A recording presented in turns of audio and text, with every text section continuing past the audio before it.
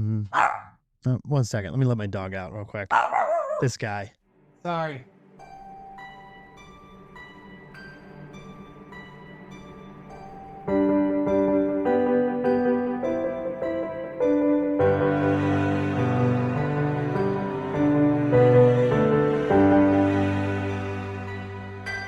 It's a funny thing about hope. Sometimes it doesn't arrive in a big bombastic way. Sometimes it just kind of ekes its way out of the shadows or out of crevices when you least expect it or didn't expect it at all. Sometimes it shows up quietly after you've been exhausted and you've stopped fighting, after you've loosened your grip on, frankly, how you thought life was supposed to look. We spend so much time trying to fix ourselves, repair ourselves, force our way back to some version of who we used to be or who we think we should be, that sometimes we forget that there's another way forward. Acceptance isn't surrender. It can be a doorway. And nourishment isn't just about what you put on your plate. It's about what you allow into your life. The conversations you have, the pace you move at, the things that quietly remind you that you're still here. Here's a gentle reminder that healing can take on many forms. And in those moments, when you find even the slightest relief from the noise, the hurt, the numbness, from the weight of life tumbling in all at once, you may not realize it, but that moment is healing you. It's nourishing you, quietly cracking open a part of your soul, just enough to let you breathe, just enough to remind you that you're going to be okay. And even if you're not okay, well, that's okay too. Because no matter what you're feeling, you're still feeling. And that means you're still in there. Hold on to that, even if it's fleeting, even if it's small. Hold on to that. And join me, Dan Bradley, on Braving the Brightside.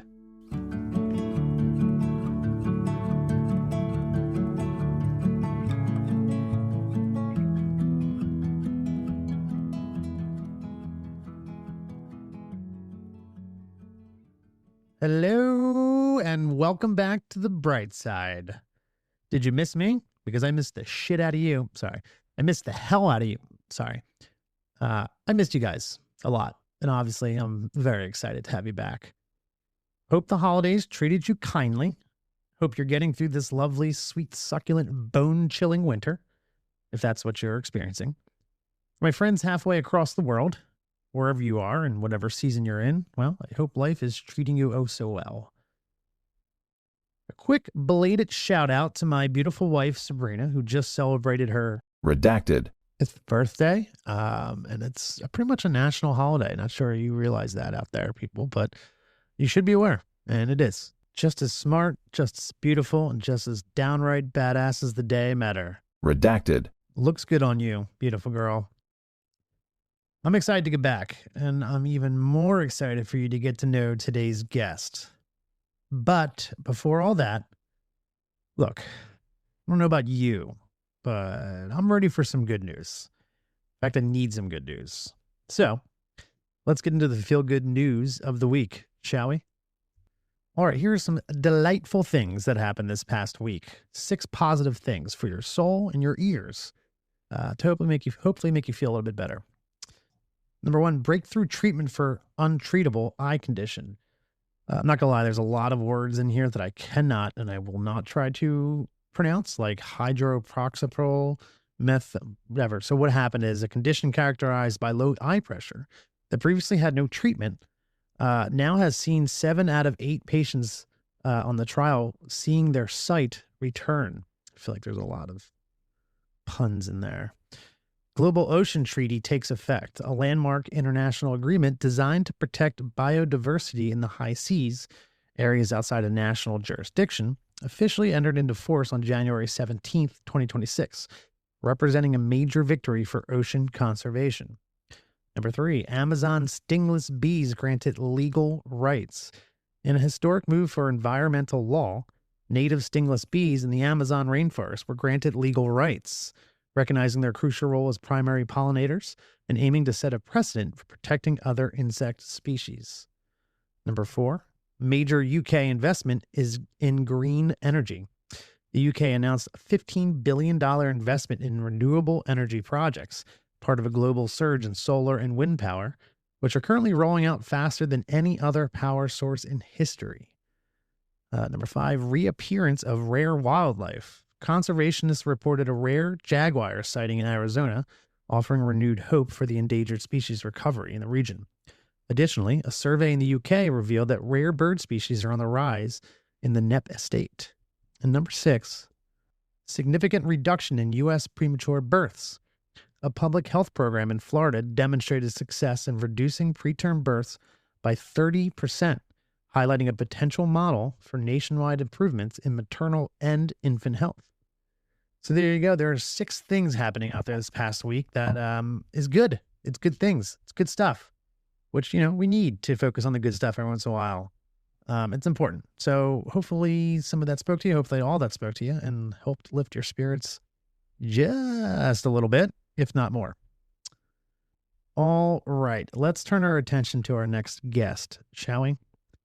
Today's conversation is with someone whose story shows that strength can be quiet. Sometimes it looks like patience.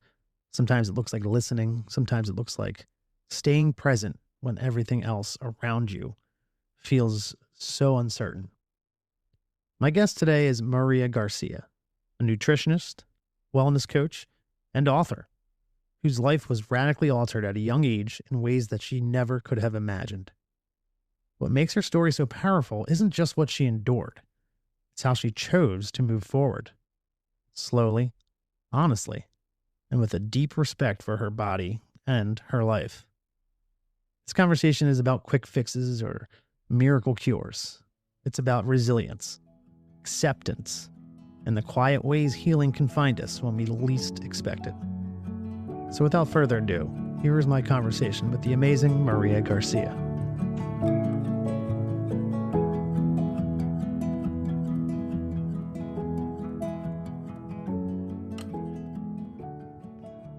Today, I'm joined by Maria Garcia, nutritionist and a wellness coach, author of the book Breaking Into the Light, and overall just a badass human being. Maria, welcome to Braving the Brightside. How are you?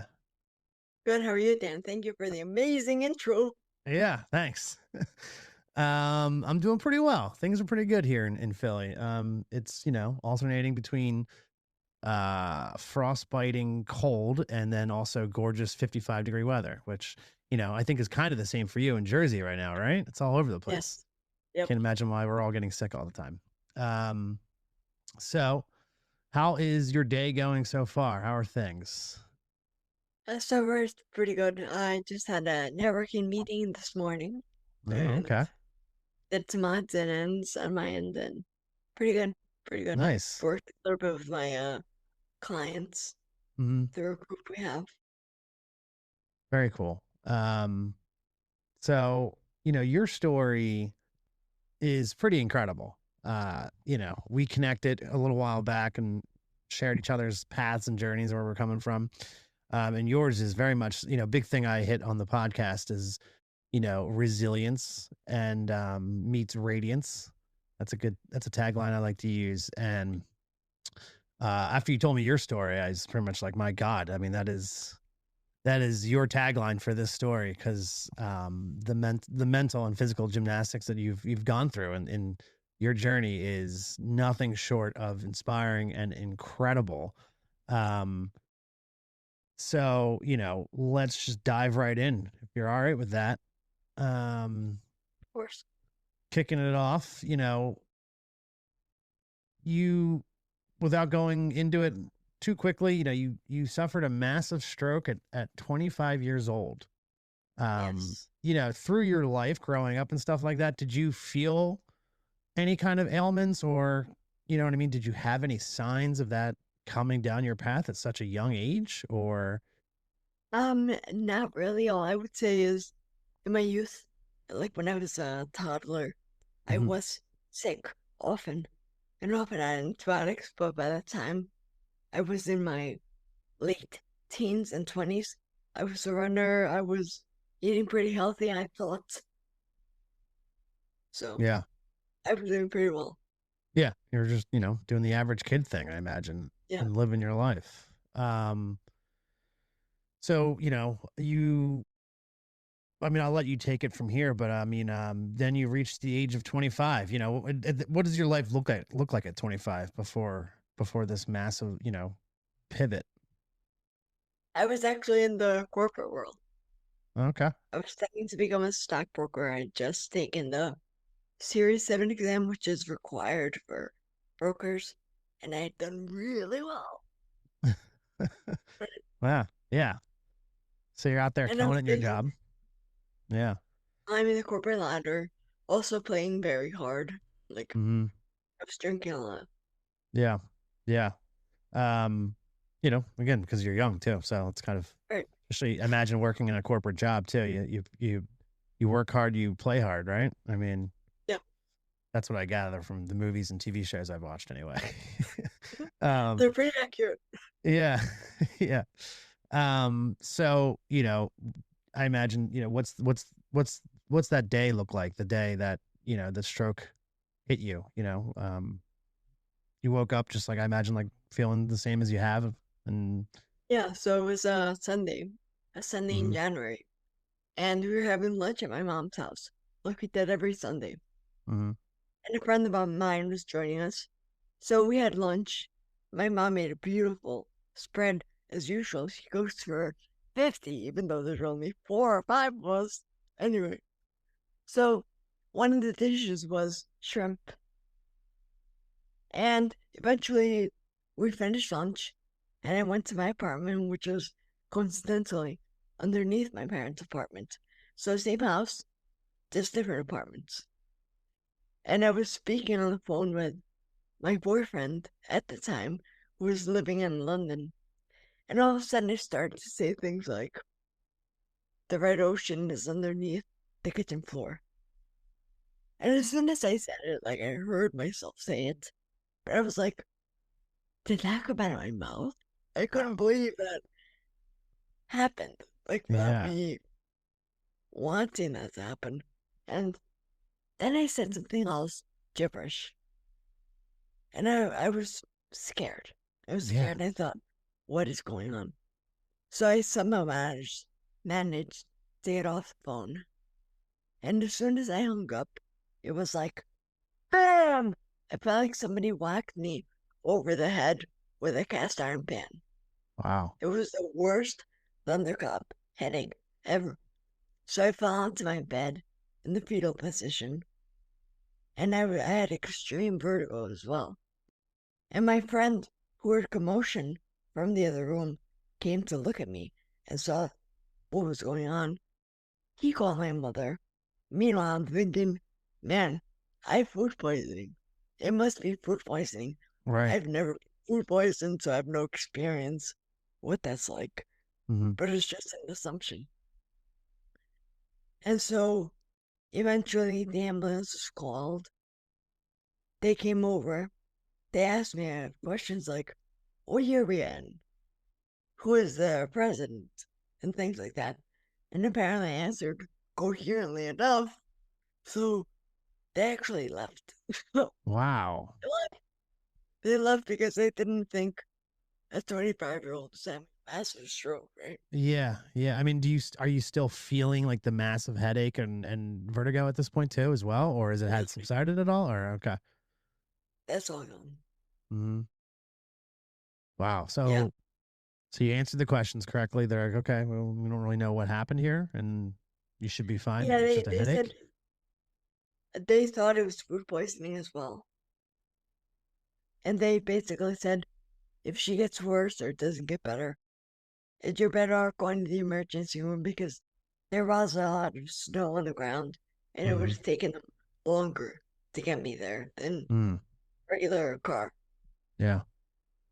Wow. Um, so they leave, and you're sitting there like, okay, I guess maybe it is food poisoning. Does it I mean, did it just escalate at that point where you're like, okay, now I need to go, or were you just so freaked out that you took yourself? I was freaked out and it was not getting any better. Mm. So my friend ended up driving me with another friend and my mom. Meanwhile, I couldn't walk. I was holding on to people on both sides because I had extreme vertigo and also my face was starting to droop. I didn't know what that was. Mm-hmm. And so I go to the emergency room, which is packed. Right. So I have to wait like 2.5 hours or three, Mm. whatever it was, which Yeah. felt like a fucking eternity, right? Yeah, I'm sure. So then I eventually go inside and they start running all these tests.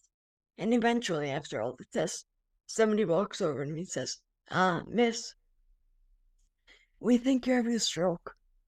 And I was like, um, okay, so much for food poisoning. But Yeah, I mean, I didn't answer because I couldn't answer because mhm. my thinking thought was, what's a stroke? I had no idea. I'd Yeah. never heard of the word. Wow. Yeah. And also, yeah, I mean, that's probably the last thing that you were expecting to hear at that point either. Like pure confusion at this point, I imagine. Yeah. Man. Okay. I was just like, okay, stroke. What does that mean? Whatever. I guess they figured it out and they're going to patch me up. Right. Right. That's So they wheel you into a room. I mean, what does that look like when they tell you that? Like you know, what is the next procedure there? I'm not sure exactly what happened immediately after, but I do know that they transferred me from that hospital to a different hospital, which specialized in strokes. Mhm. Okay.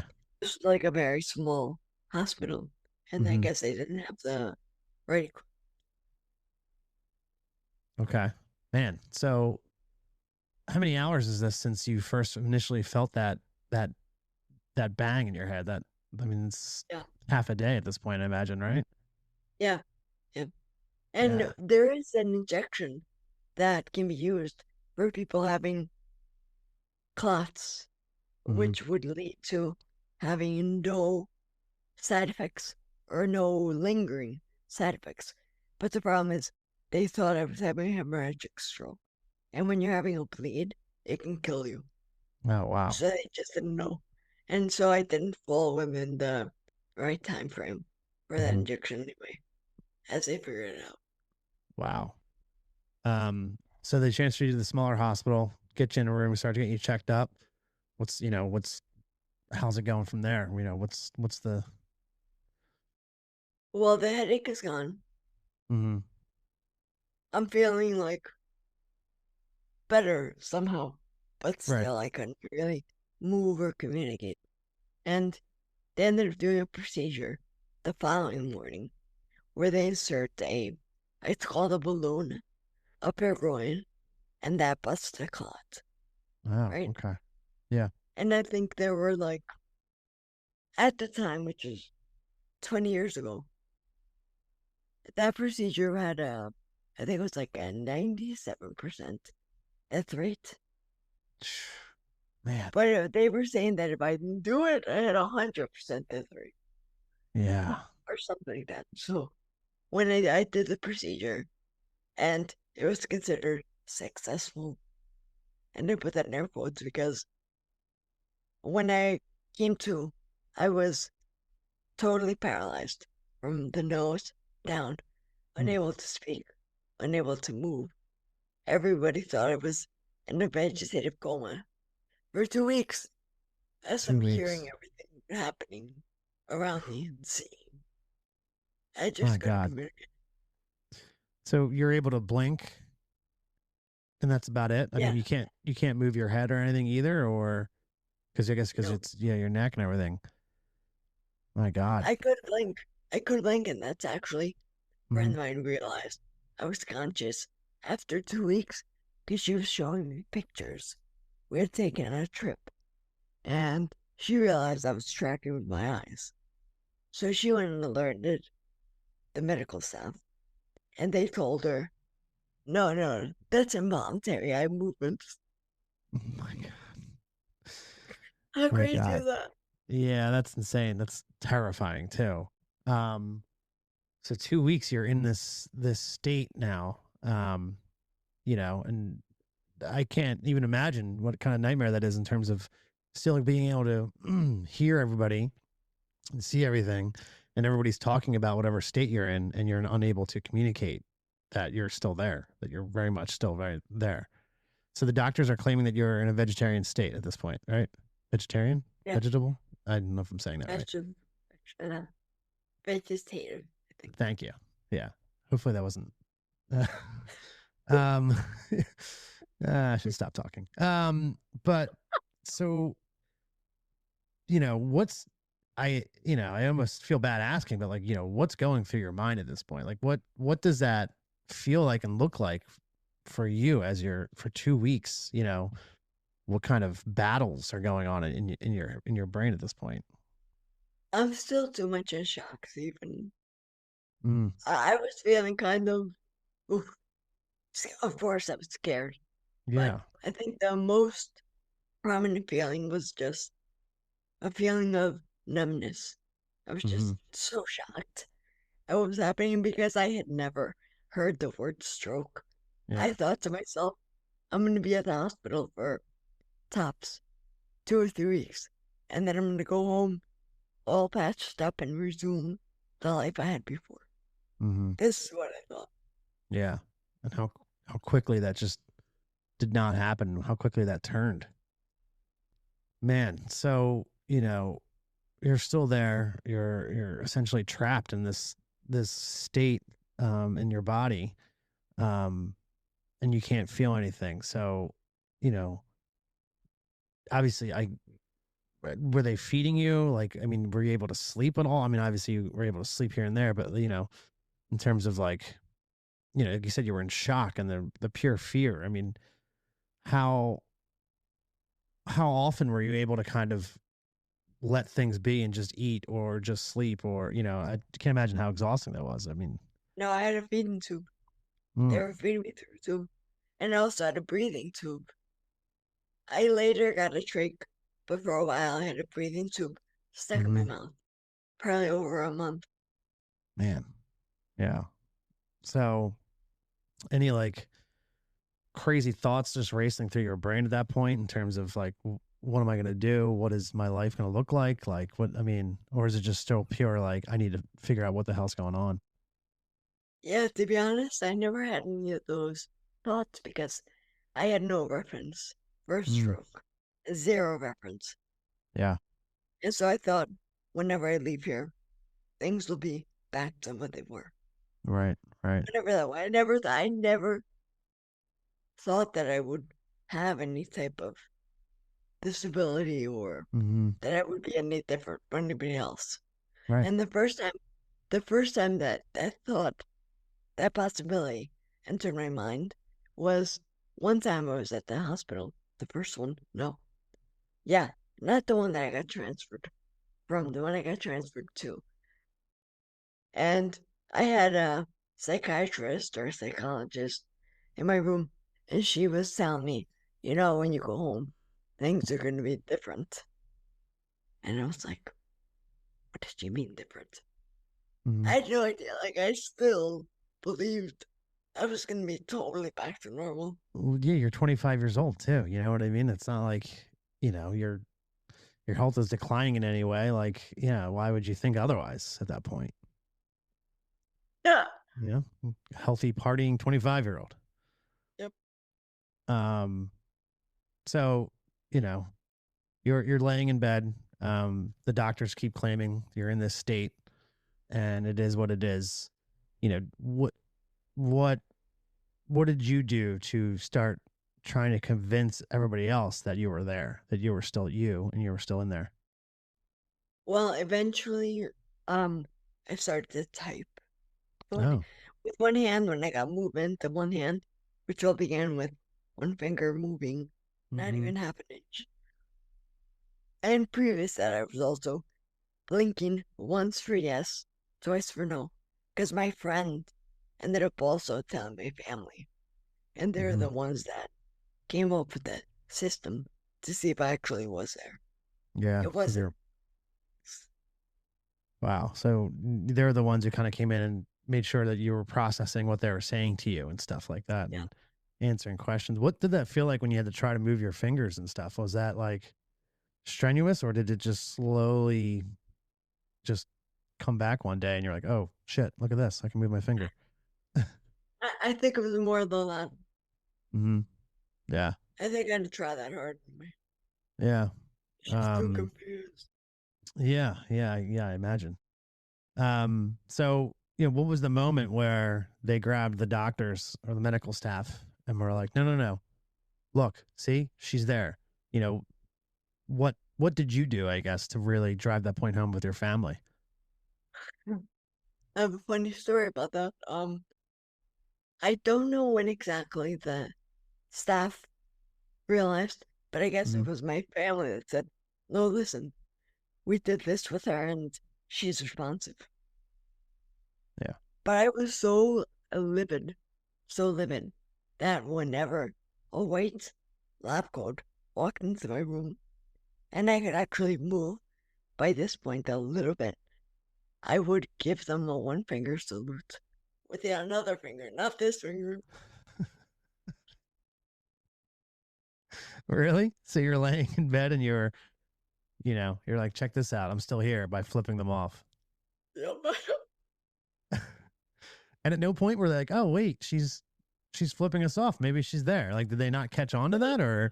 Oh yeah, and I'm sure they did it by that point. I mean, by Yeah. then it should have been already over a month. So Okay. Yeah.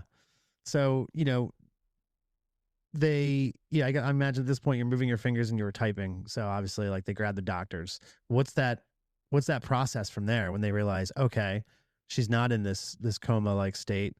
We need to figure this out. We need to get her out. What was that process? What was that point? and that was such a relief when I could finally type. I was like, Mm, oh my God, I can finally communicate. This is yeah. amazing, right? And I typed really slow and with one hand, but I was communicating, and Mm, that's all I wanted. And eventually I was moved to a rehab hospital, okay. and there I was getting therapy 2 hours a day. And I still had the thought that when I go home from this rehab hospital, I'm going to be perfect. Hmm. This is what I thought. Wow.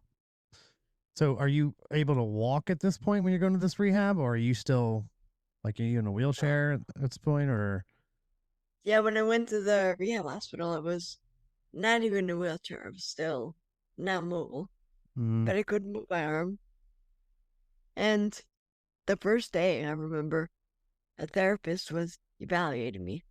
So she hands me a brush and says, "Here, brush your hair." What I thought was, oh, easy. I'll brush my hair. I got the brush to about 4 inches from my head, hmm. could not even touch my head. And then I was like, that was the moment I realized what a freaking mountain lay ahead Yeah. of me. And I started wailing. Oh man. Yeah. So it's settled in on you that this is not going to be a quick, easy recovery. This is going to be a massive journey on your part. Yeah. Um, so yeah, you're in rehab. So I take it you're in the hospital the entire time, and then you're doing rehab 3 to 4 hours a day. It's a different hospital. It's a Hmm. special rehab hospital. It actually was where Christopher Reeve had been doing Oh wow. rehab. Yeah. Um, so what what does that begin to look like? I mean, obviously it's a very long road at this point to get back, but um, are they just focusing on slowly getting your, um, physicality back to your upper body first, or they just focusing on your arms at first, and then that slowly comes back to your shoulders? What is that? How did it slowly but surely start coming back to life, if you will? I think they were doing both at once. So I Hmm. was getting physical therapy and I was getting occupational therapy. So occupational therapy focuses more on your day-to-day stuff, and physical therapy is getting mobility in your legs and doing stuff, being able Yeah. to function. What's your mental state through this at this point, when you're going through all of this? Oh, I went through a massive depression. I was on Prozac for a while. Yeah. Yeah. Yeah. I mean, I can't imagine what, the toll that takes to just, again, at such a young age to have to start fighting back for your body essentially. Um, so how long does that process take? Do you remember like what came back first, like your arms, and then obviously then did it, you start being able to move your neck? What did that process look like and how long was it? Oof. And the whole process Yeah. took about almost a decade, right? Wow. But it went, first it was I guess my neck, then it Hmm. was my right arm, then my right leg, my left side ended up being weaker, the Hmm. weaker of the two. Um, it was all progressive. I mean, I went home after 2 months at the rehab hospital Okay. because my insurance ran out. Mm. Good reason to go home, right? Yeah. It's a great reason to go home. Like, oh, all right. Yeah. Well, there's that. That's all we can do for you now. Good luck with everything. We'll be right back. Hi, are you looking for a nature getaway? A calm place to land as you begin a new chapter? I have just the place. There's a hidden gem in South Jersey, a spring-fed lake surrounded by a quiet pine forest. It's a nourishing retreat we call Haven, where guests can rest, play, and rediscover themselves. There are trails to wander, quiet spots to read or swim, and space to breathe just a little deeper. Come see what makes Haven so special. You'll find all the details in the show notes.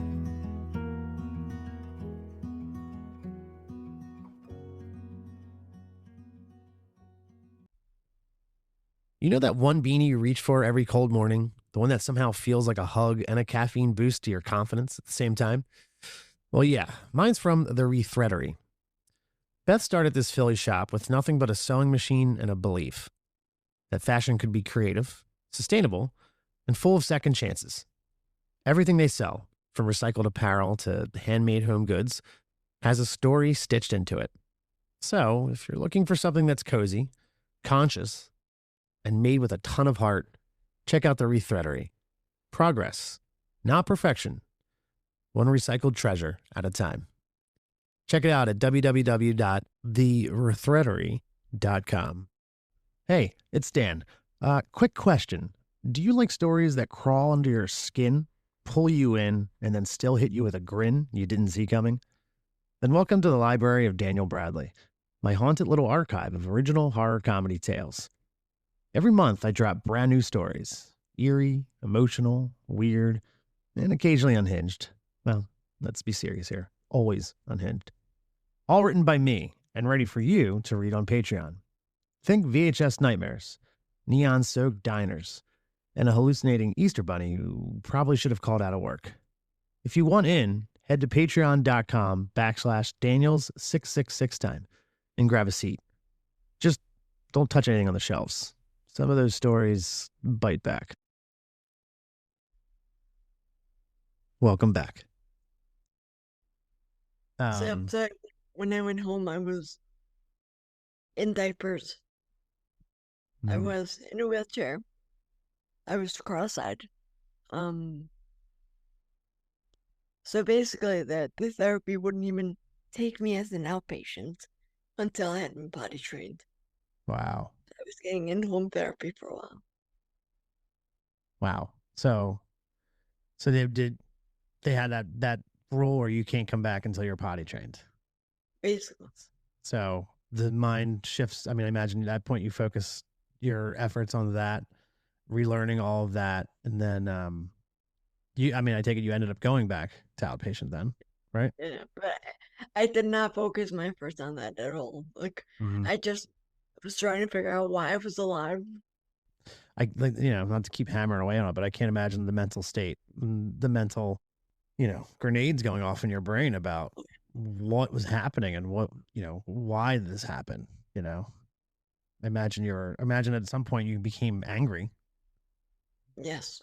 very angry.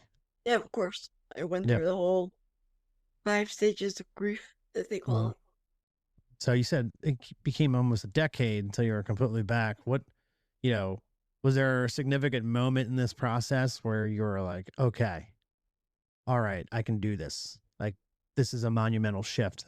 Here we go. I can fucking do this. What, Yeah, yeah, there was. what moment was that? So I think it was maybe 3 years in, maybe less. I'm not sure what the time frame was. Maybe it was just over a year. I don't know. But Mhm. eventually, I could walk well enough to not use a device, to not use a cane or 4-pound cane or a walker or anything. So I joined the gym, and I thought to myself, okay, I'm gonna sign up for yoga because yoga is easily modifiable, Mhm. and Mhm. they'll just, if I can't do it, they're not gonna. It's not gonna be a problem. I can Right. I can do what I can. So I went to yoga, and it became such a powerful mental exercise that finally the black cloud started lifting from Mhm. over my head, and I saw the silver lining, and that's the moment when I thought, okay, like I have to do this. How old are you at this point? Probably somewhere like 27.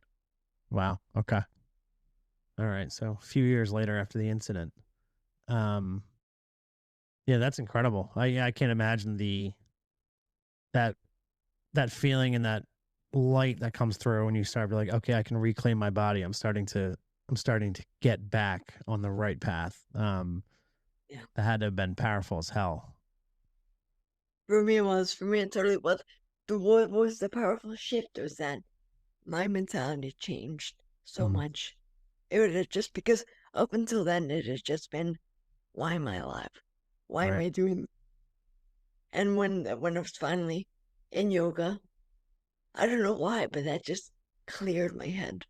Mm, that's a great advertisement for yoga in general, right Yeah. there. Tell you Uh, what.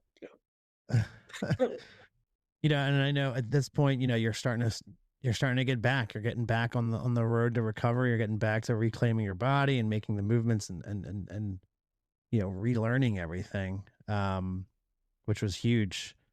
What I know at one point you said you plateaued at one point with your recovery, right? yes. And I Yes. imagine And that had been frustrating as hell. And what was the plateau? well, before I get to that, I want to just give props to my family because if Mm, it weren't for them, I would not be here. I would mm, not be here. The care they took of me and what they did for me is so immense, so full of love that, I mean, even when I was at the first hospital, they created shifts so somebody would be with me 24 hours a day. wow, incredible. And yeah, and my brother came to work out with me every day when I was home and stuff like that. But eventually, yes, I did all kinds of things. After the yoga, I started looking up treatments, doing all kinds of treatments because I thought, or I figured, this is going to take more than therapy, Mm, right? I need some other things. Therapy is not going to be enough.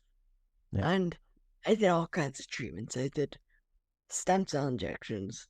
I did therapy in Germany for weeks and weeks.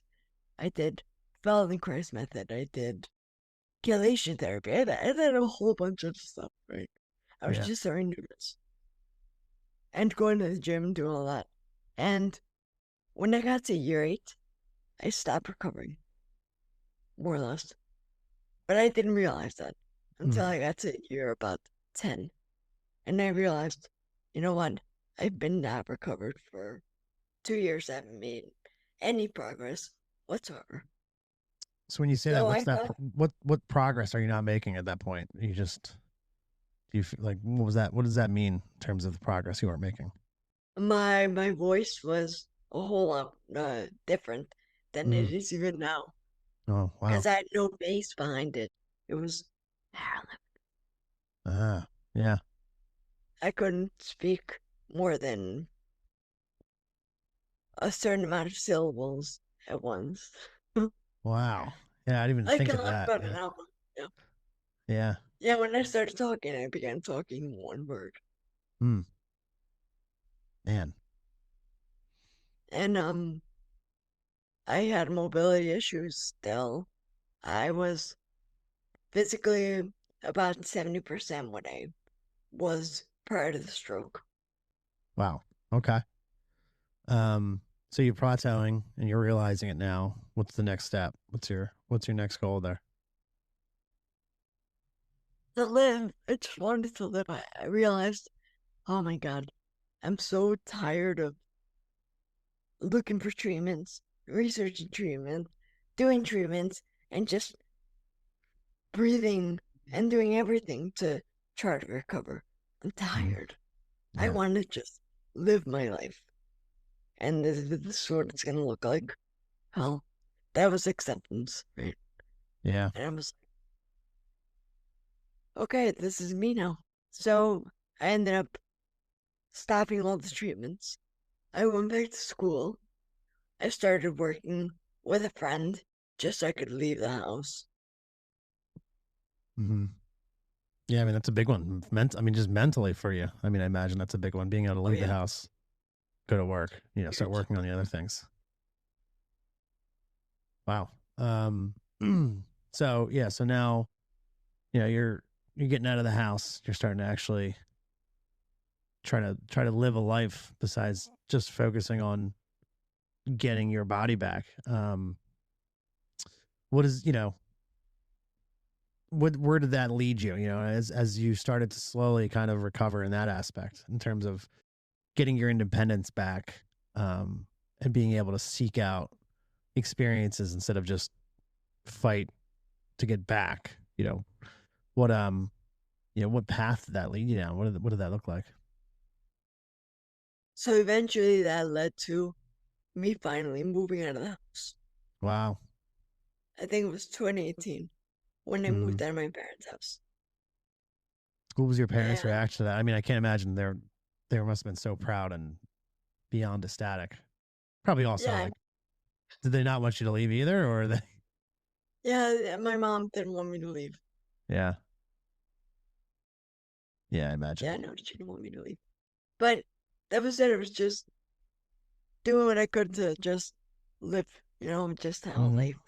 I went to the gym. I would do what I could, And eventually in 2020, I saw an ad for a nutrition course.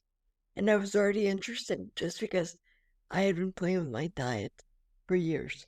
Hmm. I'd been macrotic, then pescatarian, then vegetarian.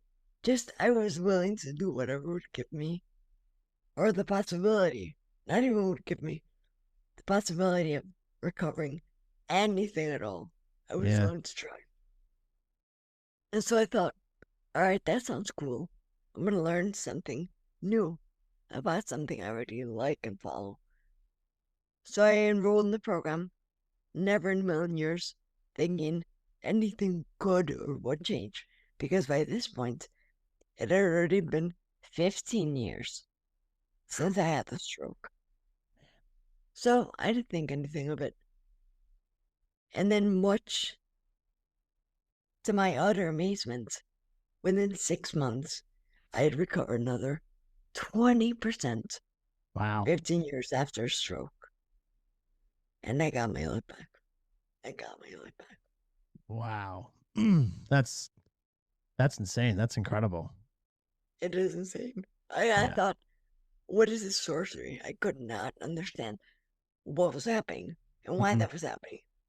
And I was so shocked that I enrolled to become a coach, but without the intention of even wanting to coach. I just wanted to see what the hell happened to me. Yeah. What is this? Yeah. What did I do here to push this forward so quickly? Man, so, you know, when I guess at this point now you're starting to look towards nutrition as one of the biggest benefactors, right? For your full-fledged recovery. Yes. And as you can imagine, I was very happy that I made the progress I did 15 years after a stroke, but I was also very frustrated because I look back and I thought, did I have to suffer the way I did for Mm. 15 years? Had I Mhm. known this? So now you're turning your focus to what you're putting in your body, what you're consuming, what you're eating, and then how much that has helped. What does that look like? What does your diet look like in terms of, is it just whole foods? Is it just like whole, healthy foods? That really, is there anything specific you're like, oh, this food, this is what propelled me? Mhm. So I do Whole Foods, of course, Hmm. but it's a little more nuanced than that. I eat seasonally, but not based on the season where I live, based on sub-Saharan Africa, where we all originated, and what Oh, the different seasons indicate to your body. wow.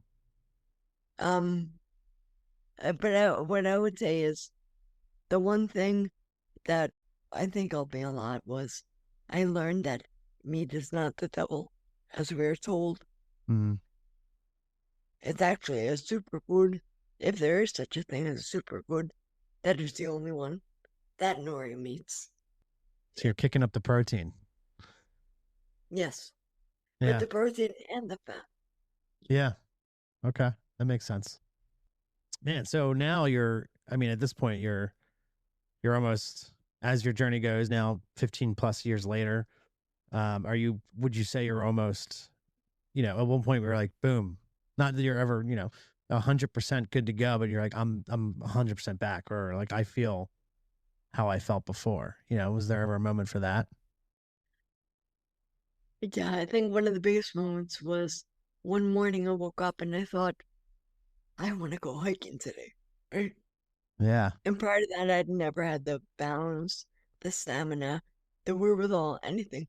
So I looked up a group, a meetup, and I went hiking. And yes, I needed to hold somebody's hand because my balance was still not the best. But Hmm. it was actually a 3 hour hike or longer. And after the hike, I thought I would be totally exhausted and dead. And none of that happened. I had um sensation on my knees, and I thought I'm gonna be so sore tomorrow. And tomorrow came, no soreness. I was Wow. like, oh my God, this is the best. Wow. That's incredible. It's a great way to drive the point home of that you were feeling that you were back, is going on a 3-hour hike. I don't even know if I could do that right now. This is just sitting here.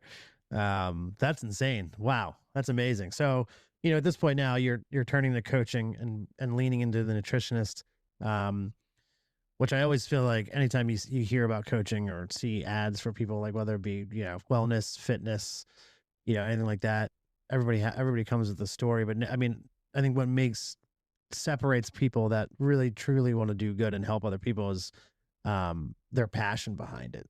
And and given your story and your path, um I'd imagine you know you are super passionate about nutrition and opening people's eyes Extremely. to it. Yeah. Good. Daniel, I would have eaten fire. If somebody told me that'll make you better, I would Yeah, have eaten fire. I'm sure. Yeah. Let's get into your world now then. You go on a 3-hour hike, you feel great, feel like you're back, you're getting into nutritionist and wellness. What is, now you turn your attention to that. What does that look like? What does your business look like now? Like, now you just slowly go into that? So as I said, I joined the coaching program to see what happened to me. And now with the intention of coaching, just I needed to know what is going on. Mm-hmm. Why Mm-hmm. did this happen? This result when all this stuff I did over here barely had any result. Yeah. Yeah. And but then during the certification, we had to have a pilot class. That was one of the requirements. So I gathered up a few people, and then everybody was having their own miracles. I mean, we think of me miraculously as a miracle, but that's because my story is a bit unique. Yeah. But they were having equally miracles, huge miracles. CPAP machines, gone. Operations averted. Type 2 diabetes injections stopped. Wow. High blood pressure medication stopped. Gout medication stopped. And all these crazy things. Better sleep, more energy, more life. Yeah. Yeah. So I mean, yeah, you're looking around, you're seeing and you're hearing all these amazing stories, and you're like, well, all And right, I there's was so, something here. yep. And I was hooked, and I was like, okay, hey, Yeah. that's how my mission found me. Yeah. Yeah. Love that. That is how your mission found you. Did they ever say why or like what caused the stroke for you at that age? Did you ever kind of get any kind of direction in terms of like what caused it, or is it just one of those just random, you know? Yes. So they said that the only risk factor was birth control. Hmm. Really? Wow. Yep. Well, that's terrifying. That's actually on the inserts for birth Hmm. control, but nobody ever reads them, and Yeah. doctors don't ever tell you either. But it just so happens that that birth control that I was taking increased the risk threefold over other birth control. But Wow. I didn't know that. No, yeah, that's a lot. My God, that's brutal. All right, good to know. Good to know for the listeners out there too, right now. Um, man, so all right, so now you're getting a nutritionist and you're in the wellness program. You do the course, you're certified. Um, is there a certain path that you go down to where you know you can help people? Do you write a book, get your word out there first? You know, what does your next chapter look like then after that, after you get certified and everything?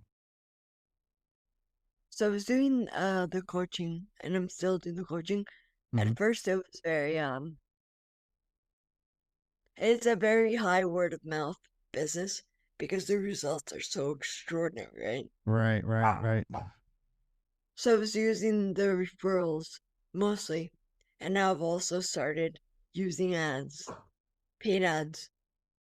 So you're doing it's solely you at this point, right? It's just your business. Yes. Very cool.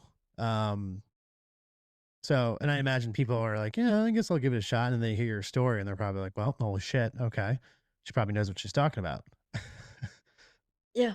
I mean, people are people, right? Some people look at it and go, they're open and they're willing to invest in themselves. Hmm. And some people look at it and say, well, that's good for her, but that's not me. Hmm. Or that wouldn't happen to me. But yes, it would happen to you because everything benefits from nourishing your body and hydrating your body properly. Yeah, yeah, for sure. So, you know, your business, I imagine your business slowly starts taking off now. You're doing pretty well. Your story itself, one of the reasons that I was looking forward to talking to you is, you know, your story is steeped in resilience and fighting back for independence again and control your body. With your nutrition and wellness, you're looking to help other people. You know, that's steeped in raising other people and informing other people and helping them make better decisions when it comes to nutrition. What is, you know, I imagine it's very rewarding for sure. Do you have any awesome Totally. success stories in terms of, you know, helping some individuals out? Yeah, I have a lot of those. I have a lot of those, but some of the ones that stick out is my best friend, she was very overweight. And she used to go down and up the stairs with 1 foot at a time per Hmm. stair. By the time we stopped working together, she was running up and down stairs Wow. again. And that's just because it touched me because I personally knew her, right? Hmm. But one of the other ones was a man who was scheduled for a sciatic operation. He came to me on crutches. By the 7th week, his sciatica released. He canceled his operation. Hmm. And his eyes had improved where he didn't need reading lessons Well, anymore. that's insane. That's crazy. Yeah. Yeah. Wow. So when you help these people, are you setting out their diet for them? Are you helping them locate foods, or what does your program exactly entail in terms No. of how you help these people? So that's a really good question. I'm glad we're going to touch on this.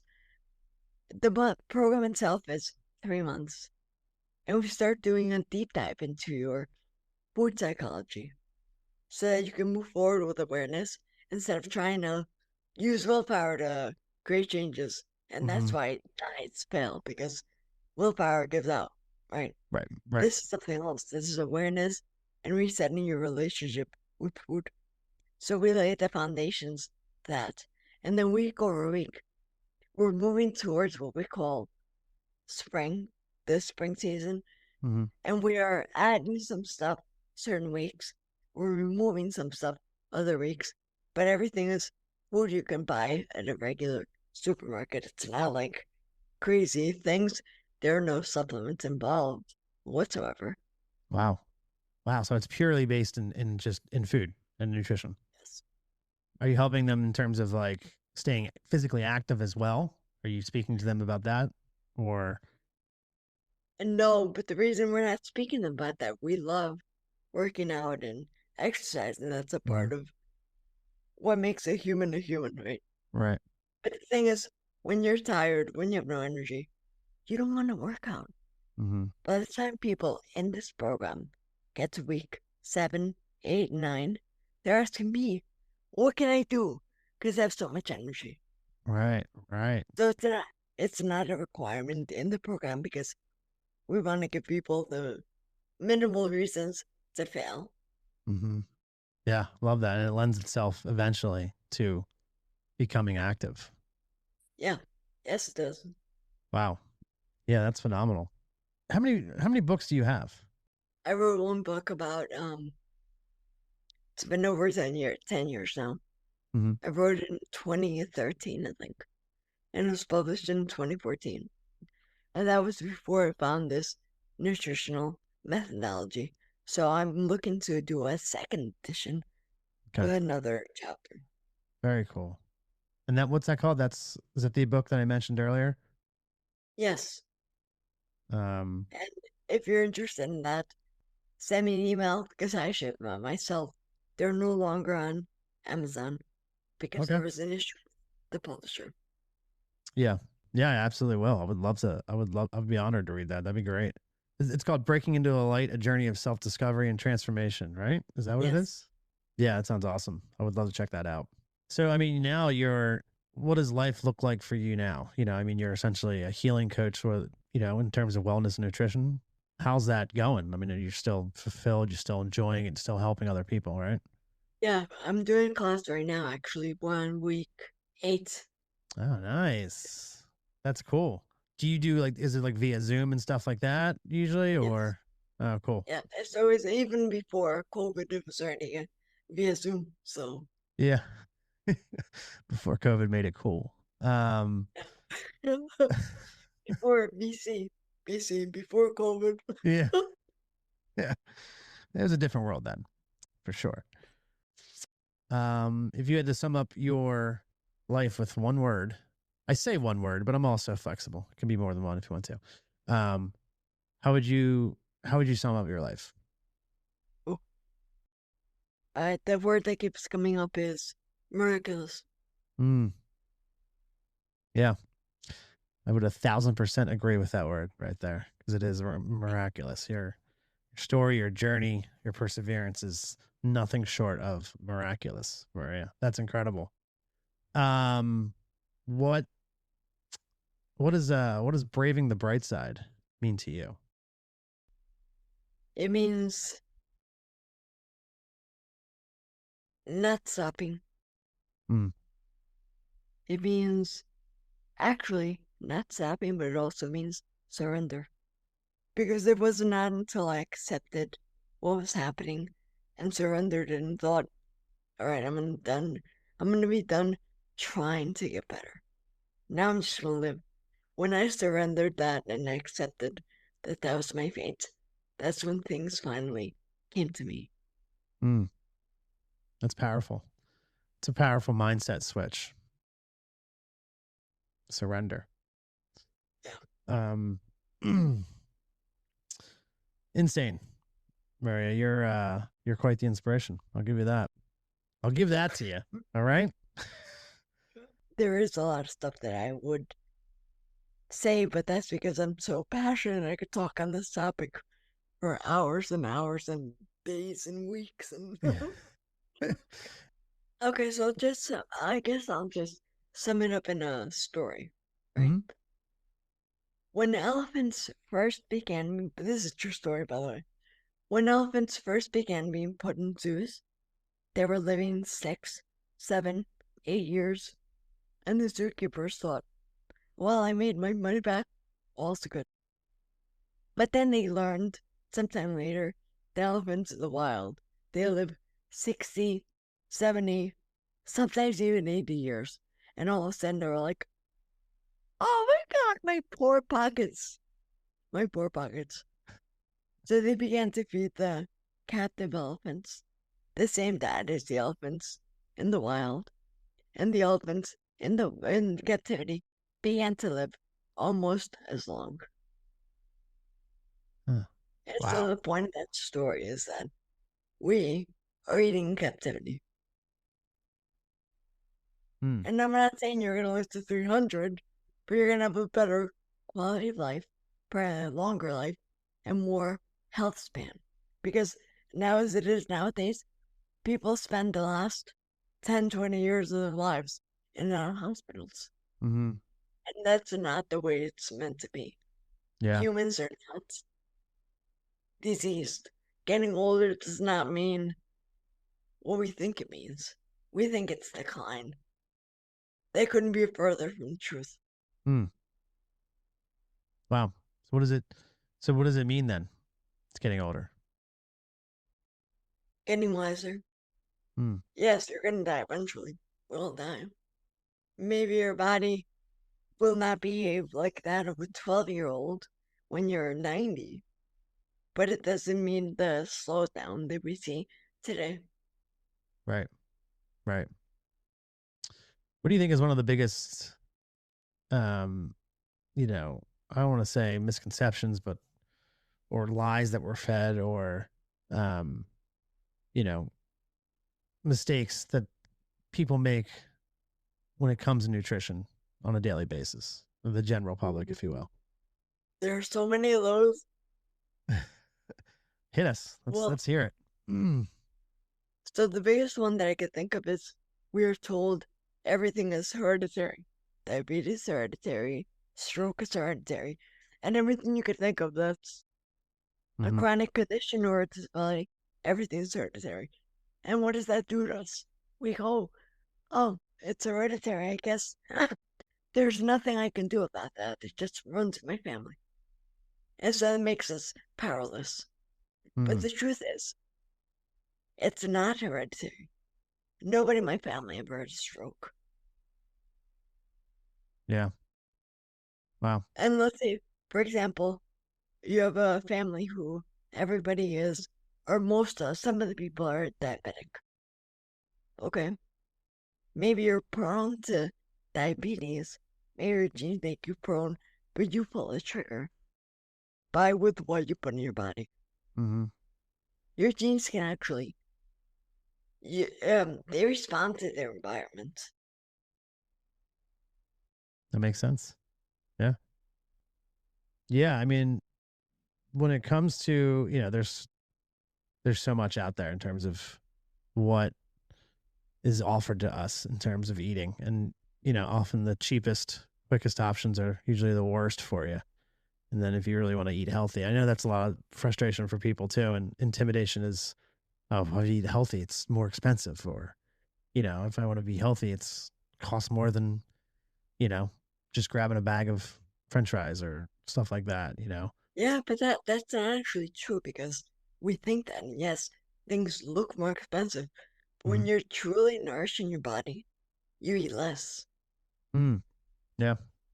Yeah. You end Good up point. eating less. I mean, I eat once or twice a day. Wow. Helps. And I don't snack ever. Well, Maria, I can't thank you enough. We had, I don't know, 37 technical difficulties getting here. but I really appreciate your patience with me trying to pretend to know what I'm doing. But we did it. We got here, and I can't thank you enough for your patience and rolling with the punches here. But it was so important to get your story out there. I know your story's already been out there, but for me to be able to sit down with you and talk to you about it is an honor and very humbling. And I can't thank you enough for coming on here and telling your story to my listeners and everything like that. And um, I mean, I'm sure you've been told this plenty of times, but your story is incredible. And I mean, resilience meets radiance. That's you. I mean, I'm looking at you right now, and you're, this radiant woman full of confidence and telling her story out there after the pure hellscape that you had to go through to get it is, I mean, one of the best examples of braving the bright side, I feel like. So I can't thank you enough for being on here. And then also, let's get your business out there. Where can people, look into where to find your nutritionist and wellness coaching and classes and stuff like that. So the best place to find me at the moment is on my website, which is genuinelymaria.com. Okay. Genuinelymaria.com. Because I have a bit of an allergy to social media. And so it's a good allergy to have. It's not the worst allergy. That's good. That's great. And there all right. there you could book a complimentary call. Oh, very cool. People love that. Complimentary, huh? All right. And then your book, you're getting ready to add on a chapter, you said, to your book, and that'll be re-released at some point in time in the future, Yes. I imagine.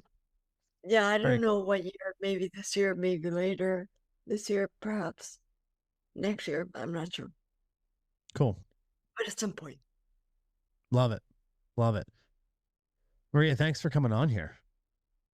This is so much fun. Thank you. Yeah, I really appreciate it. And you, I'm going to send you my email, and I will take that book. I would love to read it. And, you're in Jersey, so maybe at some point our paths will cross, and then you can tell me everything I'm doing wrong with my nutrition. It's very possible, and maybe we can even go hiking. Oh, yeah. Well, now you're pushing it. Just kidding. I would love to. It'd be great.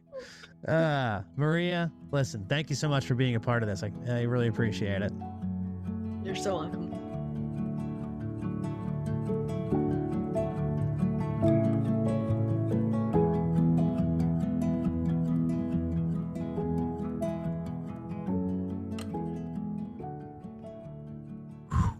Man, what I really like about Maria's story, or what it hit me with, was reminding you to slow down, right? Whether you like it or not. Sometimes the longest path is the path that you have to take, whether you like it or not. It kind of teaches you to listen a little bit more closely to you and your body and your soul. And it's not just what we're hearing physically, but to what's happening inside us.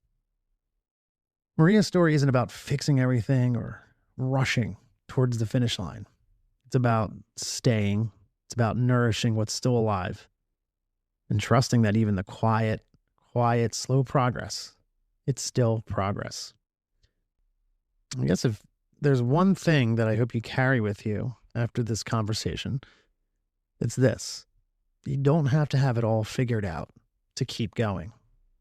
Sometimes the bravest thing that you can do is keep showing up gently and for however long that may take for your own life. Well, that does it for the first episode of season 2. Crazy. Can you believe it? Because I can't. But I'm loving every second of spending time here with you. Just a quick update, though. Moving forward, we're going to be releasing new episodes every other week. I know, but believe me, it's a good thing. I've got a few other projects in the works that I'm excited to share with you down the road. Plus, that extra time is going to allow each episode to be a little bit more thoughtful, more intentional, and ultimately, a little brighter. If something in today's conversation stirred something in you, or if you just need someone to talk to, I'd love to hear from you. You can reach out anytime at bravingthebrightside@gmail.com or find me on Instagram at braving_thebrightside. And if you've got a story you feel called to share, well, maybe your voice is one we need to hear on this show. Hey, thank you for spending a little time on the bright side with me today. I've missed this. Until next time, keep braving it. One step, one sunrise, one honest conversation, and one moment of acceptance at a time. I'll see you next time.